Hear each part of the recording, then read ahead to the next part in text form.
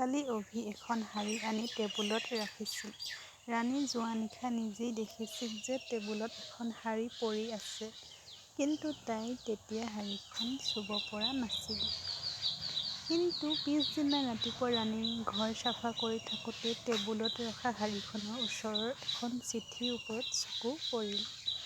ৰাণী লগে লগে সেই চিঠিখন হাতত লৈ পঢ়িবলৈ ধৰিলে। তাত লিখা আছে, মোৰ মৰমৰ। তোমাৰ খংটো দেখি মোৰ অলপ দেৰিকৈ ঘৰলৈ উভতি অহাৰ মন যায়। অকলে থাকিলেও বৰ খং নাথাকে। কিন্তু যেতিয়াই মই ঘৰলৈ দেৰিকৈ উভতি যাওঁ, তুমি মোক বকাবকি কৰা। তোমাৰ বকাবকি মোৰ বৰ ভাল লাগে। তেতিয়া মোৰ কোলাত তোমাক মেৰিয়াই লোৱা যেন লাগে।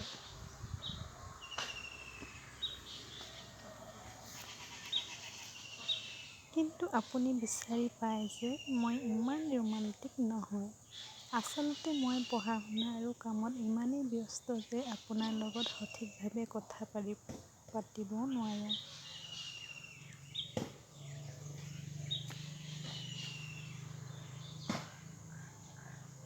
আৰু আপুনি ইচ্ছাকৃতভাৱে মুখ ভৰাই বহি থাকে। কৰক, খং উঠিলে বৰ ভাল লাগে। তেওঁৰ খং উঠিলে সকলো ছোৱালীয়ে ভাল পায়, কিন্তু মোৰ ইমান ভাল নালাগে।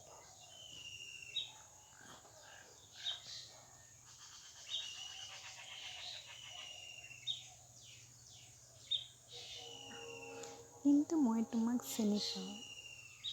তোমাক ইমানেই ভাল পাওঁ যে তোমাৰ বুজাব নোৱাৰোঁ। প্ৰতিদিনে হাৰ মানি তোমাৰ কোলাত মেৰিয়াই লোৱা মন যায়, কিন্তু কিবা অজ্ঞাত কাৰণত কৰিব নোৱাৰোঁ। প্ৰতিদিনেই দেৰিকৈ ঘৰলৈ উভতি অহাৰ একমাত্ৰ কাৰণটো হ'ল তোমাৰ খঙাল মুখখন চাইহে মন যায়। তোমাৰ খঙাল মুখখনৰ আঁৰত লুকাই আছে অদৃশ্য প্ৰেম।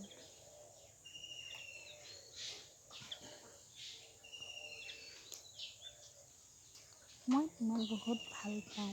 সেইবাবে তোমাৰ মৰমৰ হৃদয়ত লুকুৱাই ৰাখোঁ। ৰাতিপুৱা সোনকালে সাৰ পাওঁ যাতে সূৰ্য উদয় হোৱাৰ আগতেই তোমাক দেখা পাওঁ। মই পোহৰ ভাল নাপাওঁ, কিন্তু মই কৰিব পাৰোঁ পোহৰ অবিহনে দেখা নাপাব। সেইবাবে পোহৰৰ আগত সদায় মূৰটো নমাই দিওঁ। এই সকলোবোৰ বাদ দিয়ক। কালি তোমাৰ বাবে শাৰী এখন আনি টেবুলত ৰাখিছিলোঁ যদিও তোমাক দিব পৰা নাছিলোঁ।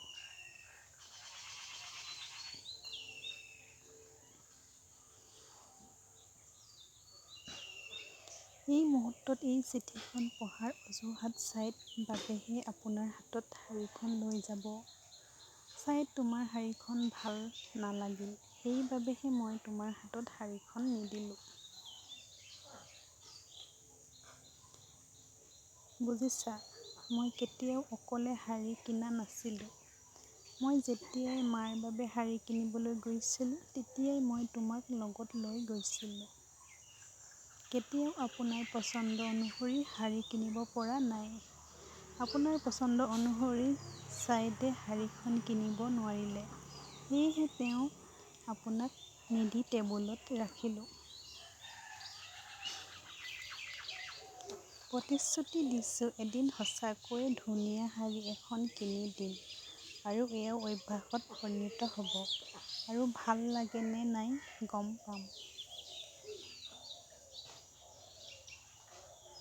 তোমাৰ অভি।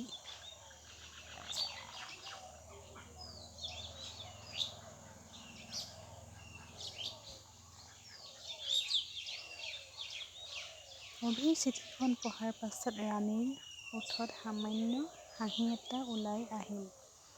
অভিৰ চিঠিখন পঢ়ি ৰাণী অলপ আচৰিত হ'ল। ৰাণীৰ সন্মুখত ভালকৈ থিয় নোহোৱা অভি। অভি নিজৰ পত্নীৰ প্ৰতি থকা বহু মৰম হৃদয় এটা কোণত লুকুৱাই ৰাখিব পাৰিবনে? ৰাণীৰ সপোন আছিল যে তাই এজন সুদৰ্শন স্বামী হ'ব আৰু সি বৰ ৰোমান্টিক হ'ব, কিন্তু অভিৰ ৰোমান্টিক একো নাই। অভিৰ হৃদয়ৰ ৰোমান্টিকতা গভীৰ সাগৰ। ৰাণীও অভি বৰ ভাল পায়, কিন্তু হৃদয়ত লুকাই থকা প্ৰেম কোনেও কাৰো আগত প্ৰকাশ নকৰে। এতিয়া অভি চিঠিখন পঢ়াৰ পাছত ৰাণীৰ শাৰী পিন্ধিবলৈ মন গ'ল। কিছু সময়ৰ পাছত দুৱাৰত টোকৰ খোলাৰ শব্দ হ'ল। ৰাণী লগে লগে গৈ দুৱাৰখন খুলি দিলে। ৰাণীক দেখি অভি আচৰিত হ'ল। অভি ক্ষন্তেক সময়ৰ বাবে ভাবিলে যে তেওঁ ভুল দুৱাৰখনলৈ আহিছে। এবাৰ চকু দুটা মুদি চাই দেখিলে নাই, তথাপিও অভি ৰাণীক আওকাণ কৰি ঘৰৰ ভিতৰলৈ সোমাই গ'ল। যেন ৰাণীক প্ৰতিদিনেই একে অৱস্থাতে দেখা পায়। তেওঁ ৰাণীক দেখি তেওঁ থতমত খাইছিল।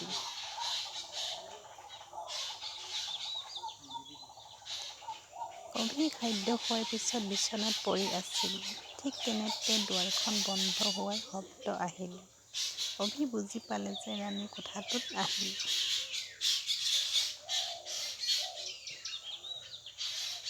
ৰাণী কোঠালৈ অহাৰ লগে লগে আইনাৰ সন্মুখত মনে মনে বহিল আৰু তাই বাৰে বাৰে আইনাখনত নিজকে চাই আছিল, কিবা হেৰাই গৈছে নেকি।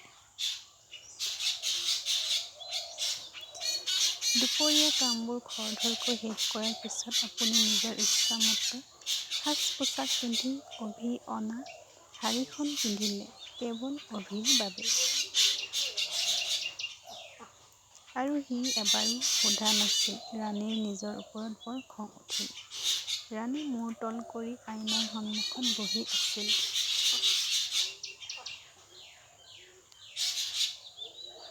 ইফালে অভি বিচনাত পৰি থকাটো সহ্য কৰিব নোৱাৰিলে, কাৰণ ৰাণীয়ে অভিক চুম্বকৰ দৰে তাইৰ ফালে টানি আনিছিল।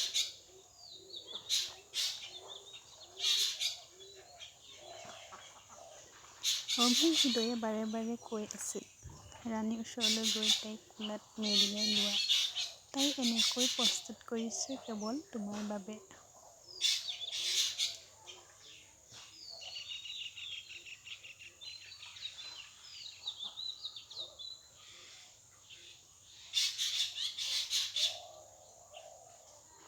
অভি লাহে লাহে খোজকাঢ়ি ৰাণীৰ পিছফালে থিয় হ'ল। পায়েলে বুজিব পৰা নাছিল যে তেওঁৰ পিছফালে কোনোবা থিয় হৈ আছে। ৰাণীৰ পিছফালৰ পৰা সাবটি ধৰিবলৈ অভিৰ আগ্ৰহ আছিল, কিন্তু কোনো অজ্ঞাত কাৰণত বৈ যাব পৰা নাছিল। তথাপি অভি সকলো অজ্ঞাত কাৰণ ভাঙি ৰাণীক সাবটি ধৰিলে। অভিক সাবটি ধৰা দেখি ৰাণী থতমত খাই নিজকে মুক্ত কৰিলে। ৰাণী অলপ আচৰিত হ'ল যদিও ৰাণীৰ হৃদয়ৰ ভিতৰত লুকাই থকা মৰমটো ওলাই আহিবলৈ ধৰিলে।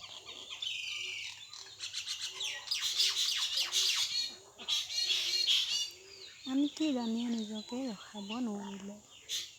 অভিক দুয়ো হাতেৰে সাবটি ধৰিলে। আচলতে খং আৰু অহংকাৰ লুকুৱাই ৰাখিব পাৰি।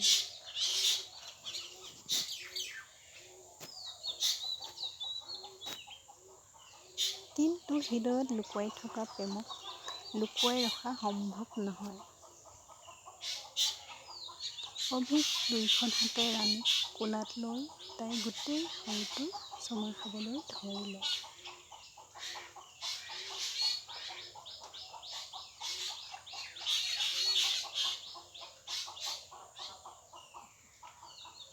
ৰাণীয়েও অভিৰ গোটেই শৰীৰটোক দুয়ো হাতেৰে সাবটি ধৰিলে। তেতিয়া অভি কোঠাটোত লাইটটো বন্ধ কৰি দিলে। দুয়োজনে প্ৰেমৰ গভীৰ সাগৰত ডুব গ'ল।